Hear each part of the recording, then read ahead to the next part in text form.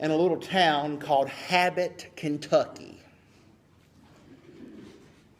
stands St. Elizabeth's Home for Unwed Mothers, a place of refuge for those.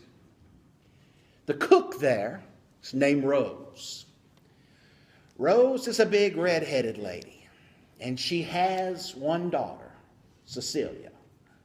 Cecilia has freckles.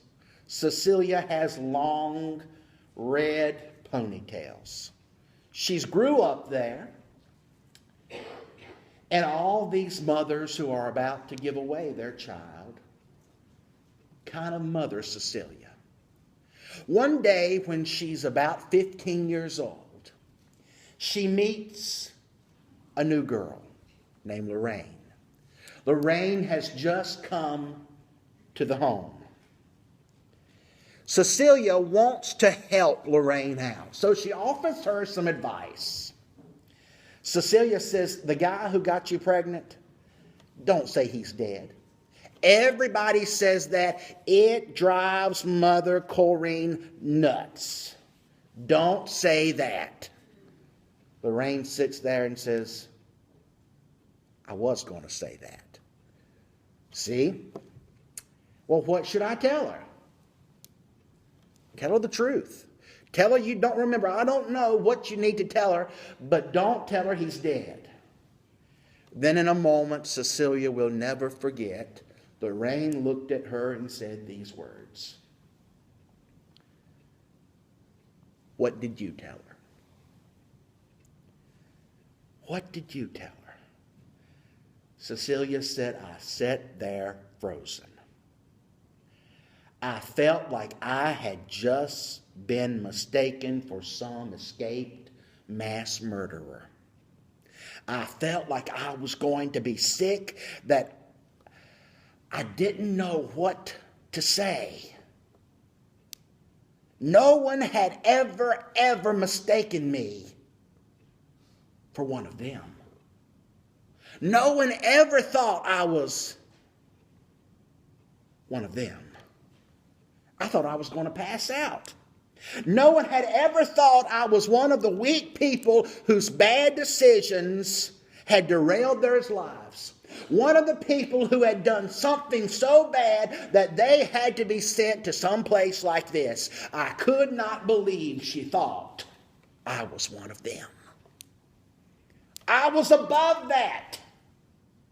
And I thought everybody could see it. I'll never forget the day, she writes, when she thought I was one of them. As I read that story, something deep there spoke to me, because here's the truth. You and I, as good Christian people, do everything in our power not to be mistaken for one of them. And somehow, through our Christian pilgrimage, we feel like we have moved up the ladder, and we're here, and they're here. That's why today's gospel lesson is so important. That's why the story of Jesus meeting John the Baptizer by the River Jordan is so important. John was a dynamic preacher. John was the type of preacher who pulled no punches. I can picture John having a white handkerchief to wipe the sweat as he preached the glory down. He was the type of preacher who never got below a holler. He was the type of preacher who told it like it was. And people from miles around came to hear him. People who needed cleansing. People who needed to be washed whiter than snow, as we sang earlier.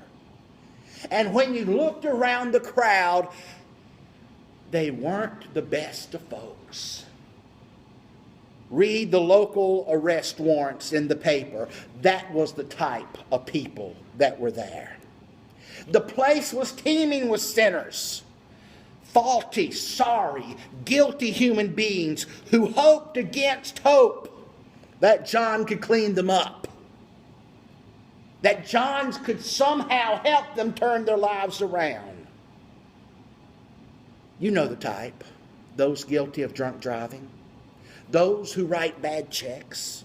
Those who get involved with petty larceny, assault. Some were notorious sinners and some were there because of crimes of the heart, known only to them, but none had the illusions that they were innocent. You know the type.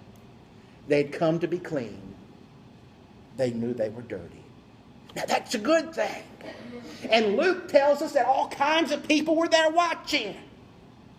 The clergy were there watching. The soldiers were there watching. And something tells me as the clergy saw these people coming to John to get clean, they clapped their hands and said, "Praise God."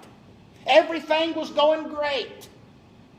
John was preaching. John was baptizing. The guilty were coming clean. And then it happened. Then it happened. They looked. And behold, a man from Nazareth, a man named Jesus, came to join in the festivities. Now, everything would have been fine if Jesus had come and stood beside the clergy on the bank and watched. Everything would have been fine if Jesus had stood on the banks of the Jordan and given words of encouragement to those that were being cleansed. It would have even been fine if he had held out his hand and helped those with these heavy, wet clothes get out of the water. It would have even been acceptable if Jesus had went down in the water